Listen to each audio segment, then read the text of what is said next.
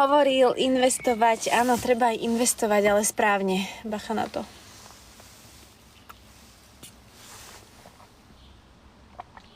Mároš hasí domy. Hej, máme tu aj hasiča. Takže... Lakatoš, ďakujem. Ďakujem krásne.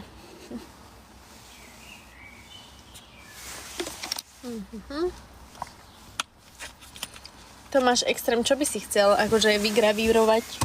A pracuješ, Luky, ty pracuješ iba s drevom? Vyslovene? Len do dreva? Alebo aj do niečoho iného ešte? No, kľudne dohadujte ľudia ďalej kšefty i ja si idem dať rúž a budeme pokračovať ďalej v tomto pondelku a som strašne rada, že sme si takto spolu napapali. Verím teda, že väčšina z vás už papala tiež a že iba maličko sa tu nájdú výnimky, ktoré ešte neobedovali a ak nie, tak to napravte, lebo je to dôležité sa napapať. Tomi, ďakujem ti za ružičky, ďakujem. Inak vidíte, ja mám dneska stredko, to úplne Tomi teraz si mi pripomenul, ja mám dneska stredko s mojou jednou dobrou kamarátkou a ona miluje tulipany.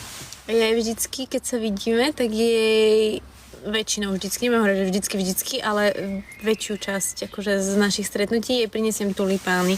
Takže good point, idem jej kúpiť tulipány dneska ešte. Ona nemá TikTok, takže neuvidí tento stream, takže bude to prekvapenie. Áno, aj jej pošlem. Dobre, ďakujeme. Ja som skôr za rúže. Ja som typ ženy, ktorá miluje tú klasiku proste, že rúže. Ale ona miluje tulipány, no. Teraz sú tulipány všade, takže pohoda.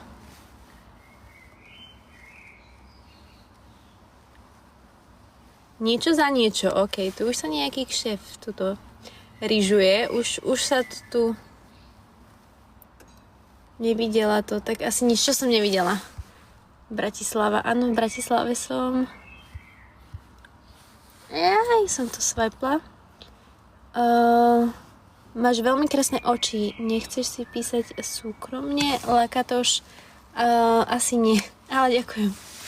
Ďakujem, ale ja súkromne si fakt píšem, že s minimum ľuďmi, lebo ja to nestíham. A dneska, tento týždeň sa jedna kamoška vracala zo Španielska. Ja som jej týždeň neodpísala. Týždeň som jej proste neodpísala.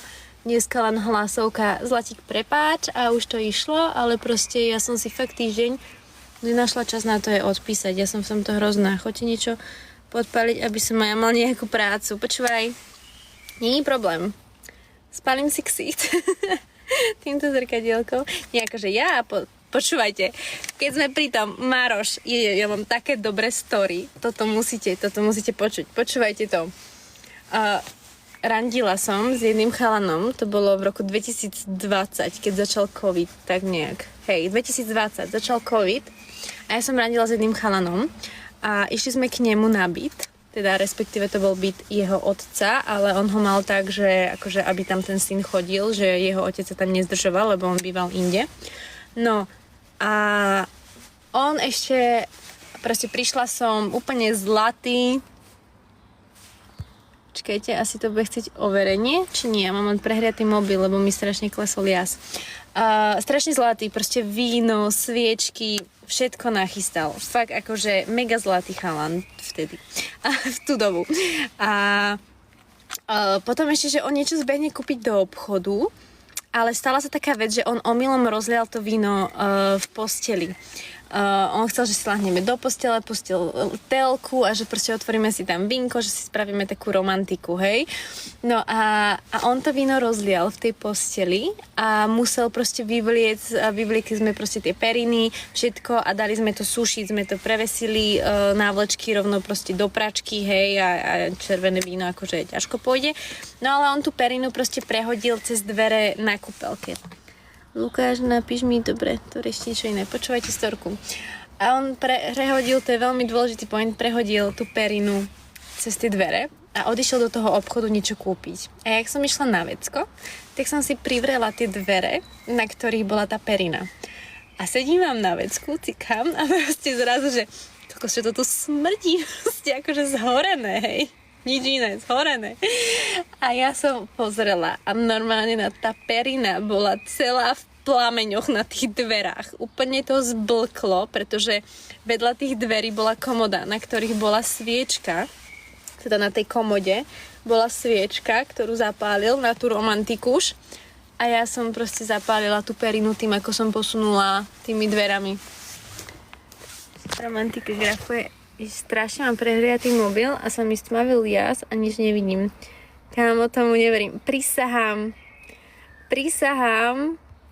Ja som takto, a to kebyže sa len tá perina chytí, ja som to potom zobrala, jak to horelo a jebla som to, s prepáčením za výraz, ale do sprchy a rýchlo som to uhasila vodou. Lenže tie dvere sa našťastie nechytili horeť, ale boli obhorené. Čiže tam proste drevené, drahé dvere, to bol fakt, že krásny byt, ale len taký obrovský čierny flak na tých dverách, čo to bolo proste obhorené. A on prišiel, ja som sa celá klepala. Ja, že do piči, čo poviem. Proste chápete to, že niekto sa vám páči, s niekým randíte a toto spravíte, že vy mu podpálite byt. Takže... Ale zobral to v pohode chalán. A potom len akože ten papon vyhodil, kúpil nový, hej, to je najmenej. A tie dvere s kamarátom 2 týždne to robili, aby to nejak ošmirglovali, potom to malovali, neviem, jak lakovali, aby to proste nebolo vidno, lebo ten jeho otec by ho zabil. Doteraz si to jeho otec nevšimol. Sme v kontakte aj po toľkých rokoch a doteraz to nevšimol. Takže nechytilo sa to samo. Ja som posunula tie dvere s tým paplónom a jak som to posunula, tak sa to oprelo o tú sviečku, ktorá bola na tej komode. Prečo už nie sme spolu, Soňa? Pretože mal problém s alkoholom. Asi tak by som to povedala. Strašne veľa pil, strašne. A potom sa správal surovo voči ženám celkovo. Takže preto nie sme spolu. 2 týždne, to musí byť za hodinku hotové. Oni na to zháňali aj s tým kamošom, ja si pamätám, on chodil proste po obchodoch, ukazoval im to tie fotky, čo s tým má robiť a neviem, jak to má opracovať. To boli fakt, že práve drevené dvere, nie je úplne lacné, takže oni to najskôr ošmirglovali, potom to natreli, nechali to niekoľko dní uschnúť, nech to zapracuje sa do toho dreva, tak jak má, a potom zase to natreli neviem čím, takže fakt akože dlho sa s tým srali, no, ale tak im treba. Ja som z toho vyšla, že sorry, I'm just a girl, hej. takže tak. Celé auto? Čo celé auto? Takže k tebe na rande treba nosiť hasiaci prístroj. Presne tak. Ja som s ohňom veľmi nebezpečná. Prečo už nie ste spolu? To už som hovorila. Že I'm just a girl. úplne, hej. OK. Pusinku máme. Idem vám ukázať to miesto, ľudia, jak som slúbila, a vyrážam. Idem na to. Teplo je, strašné teplo, strašné. Sa teším do toho nákupa. Ďakujem Tomi za ružičky, ďakujem. Mám úplne prehriatý telefon. Úplne. Dobre. Hlavne, aby tu neboli žiadni ľudia. No dobre, sú tam už sedí pani, lebo však viete, že aká ja som na toto. Ale tu si háčame von. A idem vám otočiť kameru. Hanbi sa. Videli ste, jak som sa včera hanbila? Videli ste. No ale otočím tú kameru, aby som vám to ukázala. Len musím priznať to, že ako. Že kde sa otača tá kamera.